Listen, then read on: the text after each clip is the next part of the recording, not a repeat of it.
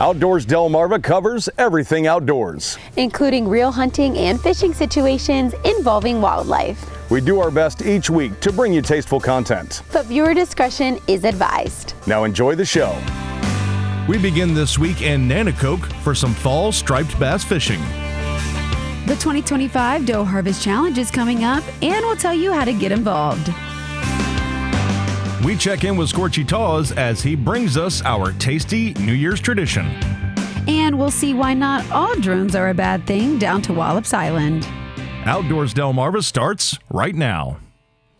Welcome to Outdoors Delmarva, the show that celebrates our communities, our cultures and traditions, and the places we call home. My name is Jason Lee. And I'm Lauren Hitch. Jason, what was your New Year's resolution? Well, Happy New Year to you, Lauren. I'll tell you, my New Year's resolution is to try to cut back on my caffeine, because I have found that when I take all of my caffeine that I take in for the whole day and I put it into one 20-minute block, then the whole day just flies right by, kind of like the entire month of December. Okay, so you broke your New Year's resolution already? I don't know what you're talking about. I love caffeine. Coffee! Ah!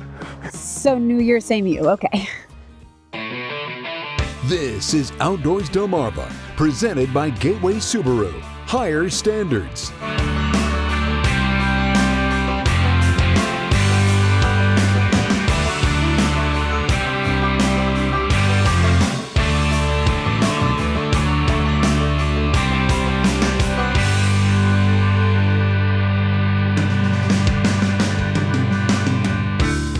And now, here are Jason Lee and Lauren Hitch.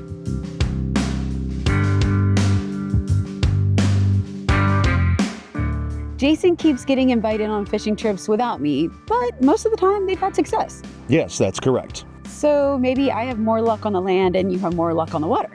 You could probably say that. Because I'm sure they wouldn't invite you on their vessels after hearing some of your turkey stories, right? Hi. Anybody that wants to take me fishing, please come get me right now, okay? I mean, right now, please, please. These days, it seems that whenever you cross something off your to-do list, 3 more things get added in its place. That's just the way it is, and that makes it pretty difficult to go recreational fishing. Without fail, the day you have the time to break out the rod and reel is the day of the worst weather of the year, the day your toilet doesn't hold water on the inside, or the day your boat no longer keeps water on the outside. These are only a few of the challenges anglers of every skill level face when it comes time to enjoy what God and Mother Nature have bestowed upon us here on Delmarva. But as luck would have it, my good friend Gary Peak Jr. of Pittsville, along with his cousin Billy Nutter and Gary's youngest son Wesley, rolled the dice, picked up the phone, and managed to find a few hours on a random Thursday in November where I wasn't up to my gills in emails, phone calls, meetings, or any other various responsibilities that come free of charge with the duties of host of Outdoors Delmarva. So, we went fishing.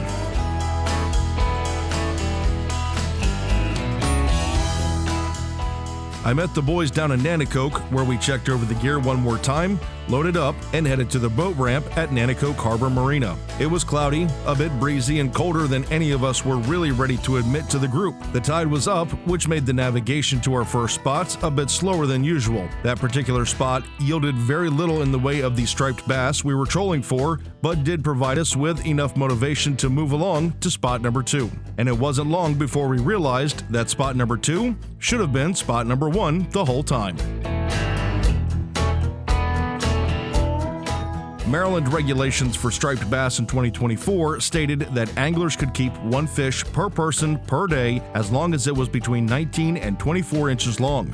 As our lines began tightening up, we were beginning to wonder if any of us would even have to worry about the tape measure, as the rockfish were well under the minimum legal length.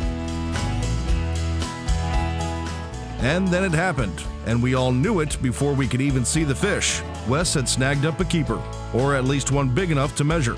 With a successful netting, we knew it was going to be close, but due diligence and true sportsman etiquette led us to confirm that the largest striped bass of the day was in fact a keeper. 24 inches, right on the money. Well, that looks like a really great day at work, but did you learn anything? I did. I learned that Gary apparently can't drive the boat and catch the fish for us at the same time. I don't know. That's what he just kept yelling all afternoon. Well, if you're looking to knock out 2 birds with 1 stone, then we have just the segment coming up for you after the break. You're watching Outdoors Delmarva, presented by Gateway Subaru. Higher standards. We've covered a few different doe hunting competitions in the area. And many people don't actually realize the amount of damage a deer can do to not only a farmer's livelihood, but also the overpopulation to its own herd. So it's really great to have a competition where you can take care of that herd, save the crops, and maybe win some cash too. This is really just one small avenue of the struggles that you guys are facing year in and year out when it comes to crop preservation. Yeah. Now, specifically, soybeans are most crucial when they are just coming out of the ground. Because once they nip them off, it's done. The only remnants of a bean is the manure that the deer leave behind. Yeah. So I'm busiest at work on managing deer from the time they first crest the ground up to about yay high. So it gives them a chance to branch out. A year like this year, we didn't have the water, so the deer were devastating. They were just working on them because there was nothing to rejuvenate that plant. So they were eating them faster than the plant could grow. They ride by and see the front of a field where the soybeans can be chest high, but they don't see, you could draw a line at a 45-degree angle to the back of that field, there's nothing, but they may see the weeds back there in the grass and think that's a bad farmer. Now, what about agricultural insurance companies? That's it.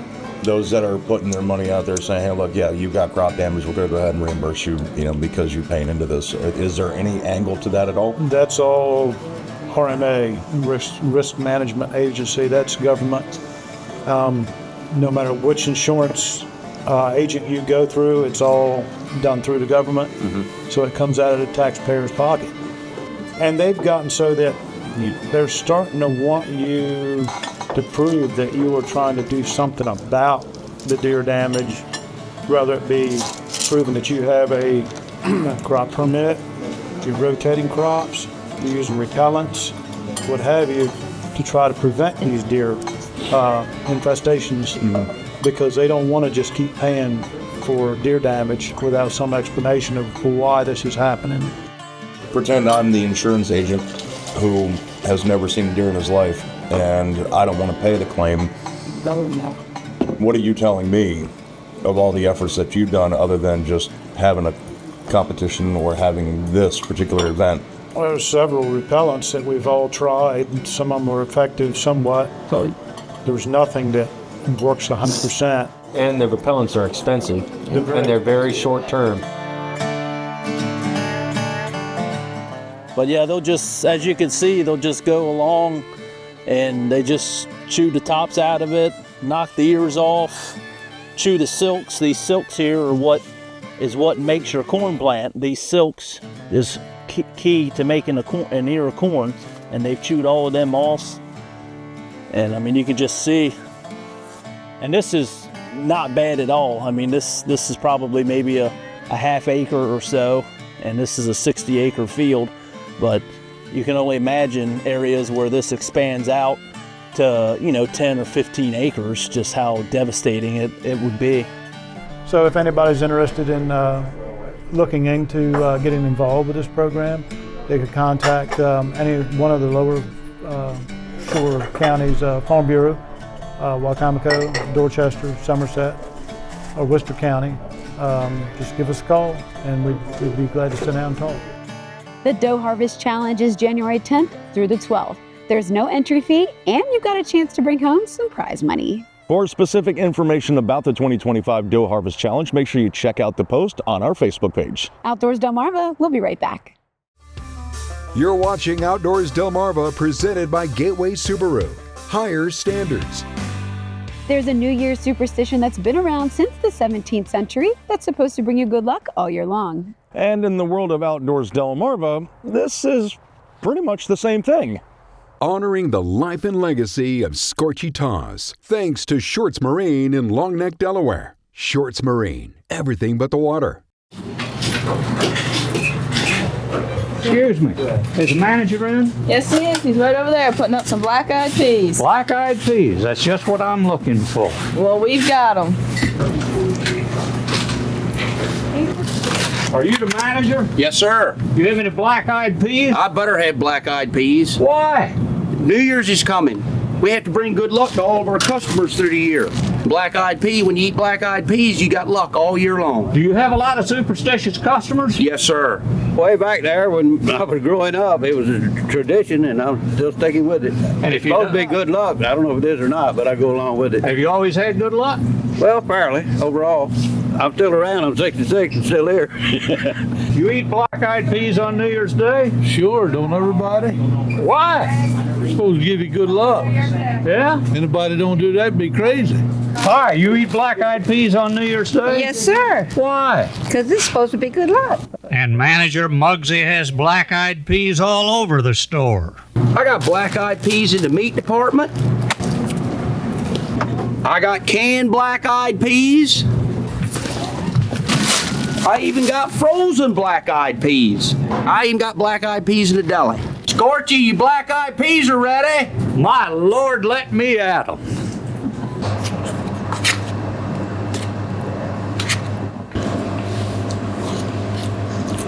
Why are these black-eyed peas so good? Because we cook our black-eyed peas with a hog's head. Mary, do you suppose Washington crossing the Delaware was skill? No, because he ate black-eyed peas for New Year's. How about Lindbergh flying across the Atlantic? Was that skill? No, because he ate black-eyed peas for New Year's. Well, Noriega just lost his country. What happened? He didn't eat black-eyed peas for New Year's. You think all those fish I catch every year is skill? No way. It's simply because I eat black-eyed peas on New Year's Day. Scorchy Taws wandering our Delmarvelous land for WBOC News. Remembering Scorchy Taws is sponsored by Shorts Marine. Online at shortsmarine.com. Did you know that even though snowmobiles were invented in Canada, the number of registered snowmobiles in the U.S. is more than doubled that of our neighbors to the north? Did you know that snowmobiling generates $30 billion worth of economic activity in North America alone? And did you know that in order to operate a snowmobile safely over ice, it needs to be a minimum of 5 inches thick? Now you do. Did You Know is sponsored by North Bay Marina. Outdoors Delmarva will be right back. You're watching Outdoors Delmarva presented by Gateway Subaru. Higher standards. We've shared a few stories on our show of farmers using new, innovative ways to help make their jobs go smoother. And the team at Sentinel Robotics Solutions gave us a first-hand look at their new Agri spray drones. The agricultural industry has been using crop dusters for years, as long as there's been a plane in the sky, but they're not unfamiliar with the drone technology, but you guys are kind of taking this to a new level. Exactly. So what we've done is, as we said, we founded in 2012. We've been doing drones for a very long time. The reason we had not get in the agricultural divisions, 2 reasons. One, there really weren't great drones out there at that size and efficiency that were accurate. And 2, we're the UAS drone experts, not particularly agriculture experts. So we're actually approached, and we now have a partnership with a company called Agri Spray Drones, who is one of the largest spray drone companies in the United States out of Boonville, Missouri. And from the founder on down the list, very large company, the slogan is empowering rural America. So we want to get these in the hands of farmers to be able to have their own equipment. So we started in 2012 as an engineering consulting company, helping large primes such as, the big defense contractors with UAS consulting and services, and then realized that there was the opportunity to grab some really good talent here locally, and we've been doing that on the shore ever since. We're small, we're nimble, but we've got a great team. So, growth is one thing, but slow growth is a better thing. And I like what you said earlier about that you're not trying to take work away from crop dusters. Like, it seems to be hand in hand when it comes to helping out the farmers across the field. Exactly, because as you saw, just in a small, tight area, not all farmers have 200, 300, 400, 1,000, 5,000 acres of farmland, which obviously a crop duster can be very efficient and not be replaced. But you do have the small farmers that have a small 50-acre field here. small 75-acre field here. Some of those fields aren't really accessible by a crop duster. And there's some times, especially, you don't like the weather on Delmarva, wait a day. There's some cases where, we had a farmer approach us that now is actively using the system here on Delmarva, approach us earlier this year. They had wheat out in the field. They needed to apply their fungicides in a timely manner. Due to TFRs, the crop duster could not fly. Due to the actual condition of the farmland, it was too muddy to get the tractor actually in the field, but he still needed to apply his fungicides. So he reached out. We were able to get the customer up and running with a full system. We were able to coordinate with the FAA to allow that farmer to actually operate the agricultural drone in an active presidential TFR, and he was able to now apply the fungicides to his small fields to keep him on track and keep his farm safe. What does being a part of something like that mean to you when it comes to where you came from to where you are now? It makes you think for a moment about that, because it's really important. I mean, obviously here on Delmarva, the poultry industry, the agriculture industry, you can't ride down a road anywhere here on the shore and not see a chicken house or a farm. So to be able to be a part of helping farmers be productive, it's great. We do provide some services, but it's really empowering, as I said, the Power Rural America, it's really empowering to be able to hopefully get more of these systems into farmers' hands. So now they're not relying on a company to come out and provide services. When the farmer has a drone system, has all their FAA documentation in place, they're able to go out and apply when they need it, where they need it, and how they need it. Lauren and I learned so much about drones while we were there, and not just about the drones themselves, but also the proper guidelines to flying them and operating them in certain areas. I have a feeling we may be out to that testing facility again soon because there's always something new with them. Outdoors Delmarva, presented by Gateway Subaru, returns with your latest viewer photos right after these messages. You're watching Outdoors Delmarva, presented by Gateway Subaru. Higher standards. And now, here are Jason Lee and Lauren Hitch. It's time to flip through the photo album and take a look at your latest pictures. Thanks to our friends at North Bay Marina. Ryan Benson of Georgetown harvested this 8-pointer during Delaware's opening day of shotgun season. Alan Jarman also had some success during Delaware shotgun season as he harvested this 9-pointer on November 19th. Brantley Dennis of Pittsville made the most of Maryland Youth Hunting Day with this big buck. 10-year-old DJ Foraker of Frederica harvested his first deer in the Bowers Beach area. Congrats, DJ. Colt Murray of Selbyville got this 8-pointer from 200 yards away. Impressive. 7-year-old Connor Moore of Laurel got his biggest buck, and I'm not really sure how you go bigger from here. Nicely done, Connor. Faith Mitchell of Milford went out with her dad John to test out their new stand, and apparently it works just fine. And 13-year-old Dalton Webster of Hebron, seen here with his uncle, J.C. Moore, caught himself a marsh ghost in the Quantico area.